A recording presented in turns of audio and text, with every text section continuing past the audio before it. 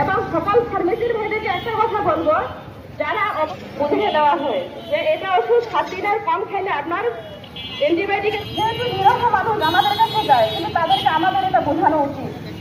এবং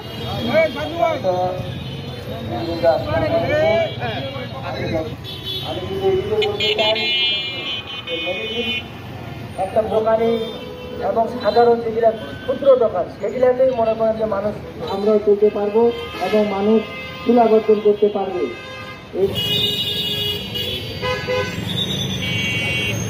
কোন কোম্পানি কোন দোকানে প্রোডাক্ট দিতে পারবে না, তাদের ইঞ্জিনিয়ার কোম্পানি। আমাদের দেখা গেছে যে বাজারঘাট জংশন, কিন্তু আমরা আজকে থেকে 20 বছর 25 বছর আগে যে কমিশন বিভিন্ন কোম্পানি যে ওষুধ আছে এটা বন্ধ করা আর